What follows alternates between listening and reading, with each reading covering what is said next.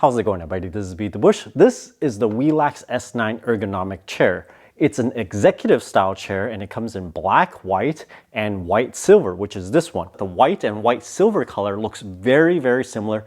The difference is in the back over here. This piece is silver, whereas on the white only version, this piece is completely white. If you want more silver color, it's actually tiny bit more expensive, around 5% more. I've sat in this for some time and there are pros and cons to this chair. The first thing I noticed when I touched the fabric, I'm like, wow, it's very, very soft. All the fabric that's being used here, it's a mesh type where it's very, very breathable. You can see the white threads sort of have this diamond shape and they're actually a little bit fuzzy. So when you brush your hand across this, it kind of feels like suede. One of my favorite features to this is the leg rest over here. You can just pull it out. There's a button that you press on the side and you can flip it up, sit in it, and you can rest your feet on there. What I traditionally do for a leg rest is I have a separate ottoman that's kind of bulky and it takes up space. With this chair, you don't need that anymore. You can declutter a little bit and this tucks away very easily like this. I will say though, if you like to rest your feet on these bars over here, you can no longer do that as easily. Maybe if I come up a little bit, no. So that's the trade-off with this leg rest. This chair allows you to adjust everything in it. Let me run through each one of them one by one. Instead of having 2 or 3 different levers, this chair combines it all into one. There's a center positions that adjust the chair up and down. So I can get up, or if I sit in it, it can go down. If I move this towards the front, this allows me to adjust the front back shift of the seat. Once I have it in a position I like, I can lock it back into the middle position and it will be locked. Pulling the lever back allows me to adjust the backrest. So I can move back on it, it moves back and forth. If you want to lock it in place at a certain angle, then move it back into the middle position, see?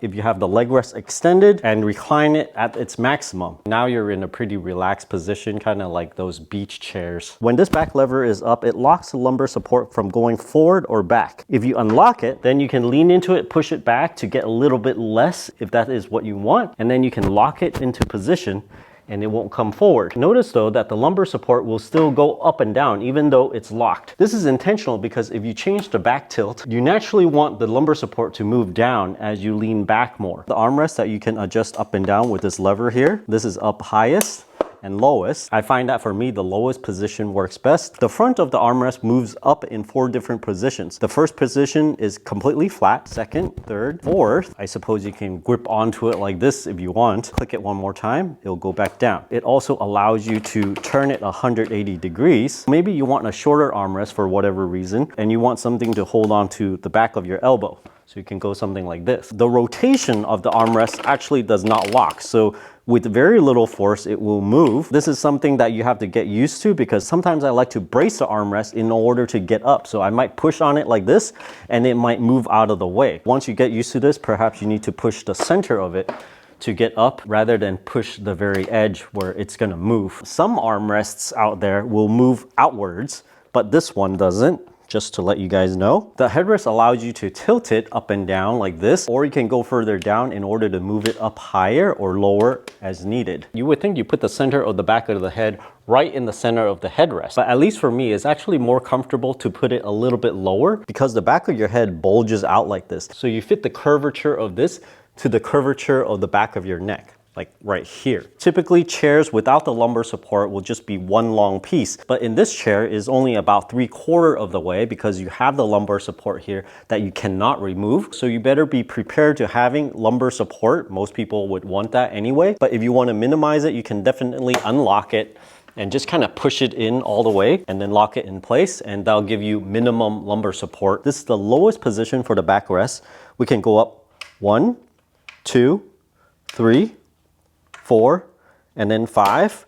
That unlocks it and goes back to 1. So there are 5 positions here. One thing I need from my chair is for my thigh to not bottom out and touch this frame over here. If I lean back on the backrest, you can see the front here compress a little bit, but I am actually not bottoming out and touching the frame. Some chairs out there would have a cushion right below this just to make sure you don't touch the frame. This one does not have that. I can feel there are no cushions underneath. However, it should not be a problem because as I'm sitting back on this, there is still some room before you hit the frame. Rolling on carpet is not gonna be easy, but it's still rolls a little bit. Let's go on to the tile floor here. It feels like stock wheels to me, which they are. If you want it to roll any better, you might want to upgrade the wheels. As from my installation, the wheels do seem a bit sturdier than usual. This is an executive style chair. The chair itself is quite heavy at 48 pounds. Let me try to lift it all on its own. Yep. It's heavy. There is a 300-pound weight limit to this. This might be the design of the piston. It can't lift any more than that. Not only that, I think the tension of the fabric is not made for over 300 pounds because you can easily bottom out on this. I'm gonna leave the unboxing and installation, if you guys are interested, towards the end of the video. If you guys are interested in getting this chair, check out my affiliate link down in the video description below.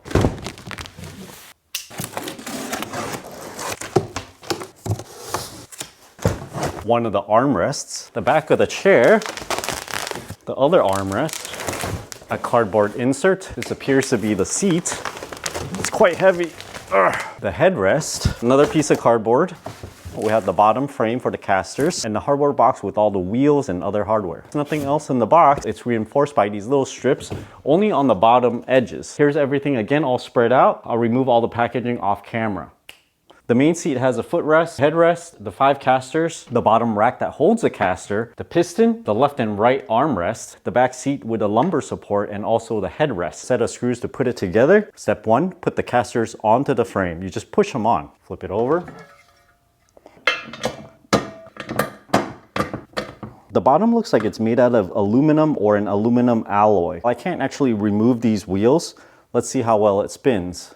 They're probably bushings in there. They do seem a little bit heavier duty than your typical plastic casters. By looking at the thickness of the wheel and the number of ribs in there, it's likely made to withstand the heavier load because the chair is bigger. Step 2, slide the piston in. Step 3, attach the back of the chair to the seat. You'll need 3 screws, 3 spring-loaded washers, and 3 washers. So 3 screws to hold this together. That would be C, F, and D. These C screws are the longest one. Notice there's a little bit of Loctite at the end. I don't want to cut up my desk, so I'll put some cardboard behind it and just cut them to remove those pieces.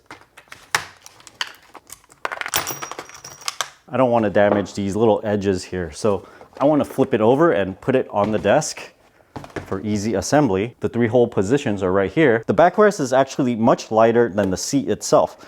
So I can just hold it up like this and put in one of the screws. Put in another one here and put the 3rd one in. Now tighten all of them. It comes with 2 Allen wrenches, one longer one, so I'll use a longer one for more leverage. Step 4, attach the armrest with the B screws and E washers. Each armrest has 2 screws and 2 washers, B and E over here. I've hung the chair on the corner of the table for easy installation. This is the heavier seat side. Take note that you're installing the left armrest on the left side. No lifting, no heavy work. Just gotta put it in there, put in one of the screws. And this one looks like it needs a longer Allen wrench for sure. To make the screwing in easier, wiggle the armrest a little bit and it'll go in much easier. Put in the 2nd screw. Finally tighten both screws with the longer end for better leverage. For the other side, it's a bit too hard to balance it on the table. I've placed it on the floor, tilting on one side. And put that in. Instead of putting the chair onto the piston, we put this whole assembly into the chair instead. It's much easier. So we lift it a little bit and there we go. It's locked in. From here, you just tilt it upwards. Now we'll install the headrest. There are screw holes at the bottom of this lip. Clip on the headrest and rotate it into place. Then attach the 2 screws. Tighten it with the long handle now. Thanks for watching this video. Until next time.